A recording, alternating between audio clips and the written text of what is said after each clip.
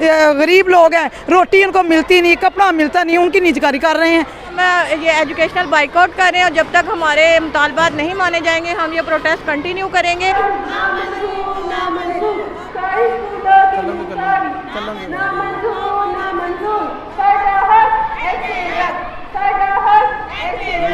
नाज़रीन इस वक्त हम मौजूद हैं गवर्नमेंट गर्ल्स हाई स्कूल मकसूदनवाला में और यहाँ पे टीचर्स और स्टाफ का एहतजाज जारी है। एहतजाज की वजह ये बताई जा रही है कि जो लीव इनकैशमेंट और पेंशन के हवाले से जो अमेंडमेंट की गई एक्ट में, उसकी वजह से आज टीचर्स हजरात यहाँ पे इकट्ठा हुए हैं और एहतजाज कर रहे हैं। आइए जानते हैं उनका क्या कहना है।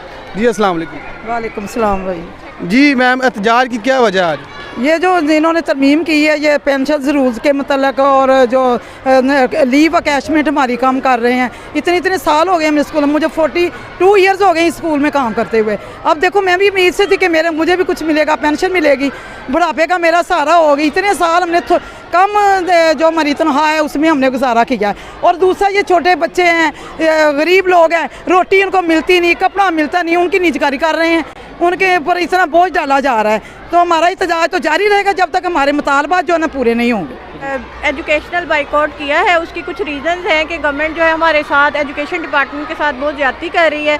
इन्होंने एसएससी को रेगुलर नहीं किया, 3 ईयर का कॉन्ट्रैक्ट था हमारे साथ और अब 10 ईयर हो गए हैं मेरी सर्विस को और अभी तक मुझे रेगुलर नहीं किया गया। हालांकि मैं NTS मैंने पास किया है और बाकायदा हम मेरिट पे भर्ती होके आए हैं, लेकिन अब इन्होंने अमेंडमेंट कर दी है रूल्स के अंदर और ये हमें रेगुलर नहीं कर रहे। इसके अलावा स्कूलों को प्राइवेटाइज़ कर रहे हैं, ये कह रहे हैं कि तमाम स्कूल जो है NGOs को दे दिए जाएंगे या फिर किसी भी पर्सन को दे दिए जाएंगे। तो इसकी वजह से जो बच्चों की तालीम का हर्ज होगा कि बच्चे जो हैं वो भारी फीसें देंगे। तो आपको पता है कि गरीब के बच्चे पढ़ते हैं प्राइवेट स्कूल में, कोई इलियट क्लास के बच्चे नहीं पढ़ते। तो फिर इस वजह से सोसाइटी में जो बेसिक एजुकेशन राइट्स है वो बहुत ज़्यादा मजरूह होगा और इसलिए हम ये एजुकेशनल बाइकआउट कर रहे हैं और जब तक हमारे मुतालबात नहीं माने जाएंगे हम ये प्रोटेस्ट कंटिन्यू करेंगे और हम इसी तरह से क्लासेस छोड़कर बाहर बैठे रहेंगे। देखिए जी, हमारा ये मसला है कि हमें जिस हमारी अपॉइंटमेंट के दौरान जब जो हमारे साथ वादे की, जो हमारे एग्रीमेंट हुआ था, हमें उसके मुताबिक हमें पेंशन दी जाए।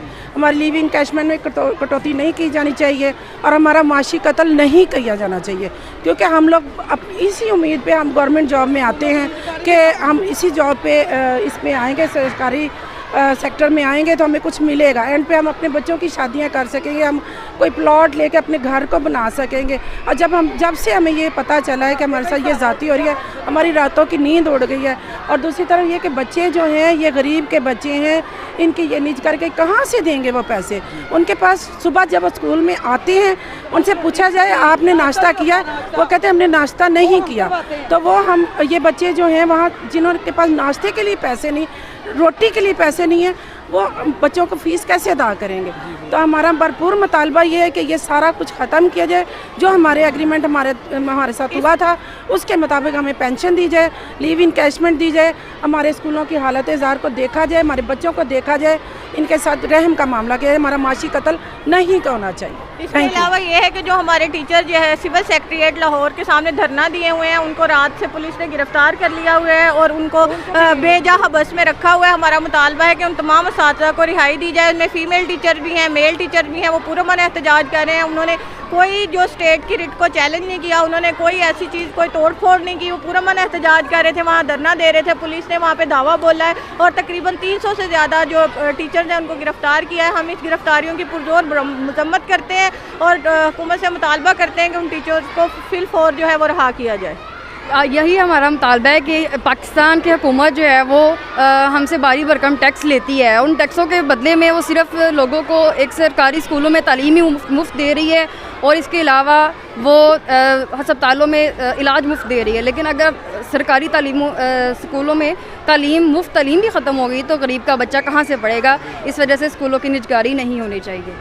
जी नाज़रीन, जिस तरह के आपने देखा टीचर्स हजरात के जो एहतजाज की वजह आपने जानी कि जो एक एग्रीमेंट किया गया था गवर्नमेंट सेक्टर की जानिब से टीचर्स के लिए कि एक उम्मीद होती है हर इंसान की, हर उस गवर्नमेंट एम्प्लॉयज़ की कि जो कि इस गवर्नमेंट सेक्टर में आता है कि मेरे ज़िंदगी के आखिरी जो अयाम होंगे उसमें मेरे लिए एक इतनी का अमाउंट होगी आलमोस्ट कि जितने में मैं अपना घर का गुजारा या अपने वो मामलात मैं पूरे कर सकूँगा जो मैं अपनी ज़िंदगी में नहीं कर सका। लेकिन आज गवर्नमेंट पंजाब की जानिब से वो उम्मीद को ख़त्म किए जाने का जो एक्ट नाफिज किया गया है, उसके हवाले से गवर्नमेंट टीचर्स जो हैं वो बिल्कुल सरापा एहतजाज हैं। और जो सेक्रेटेरिएट के सामने एहतजाज जारी था, उसमें जिन टीचर्स की गिरफ़्तारी हुई है उनको रिहा करने के लिए फ़िलफ़ौर यहाँ पे जो है वो टीचर्स की जानिब से कहा जा रहा है कि उनको फ़िलफ़ौर रिहा किया जाए।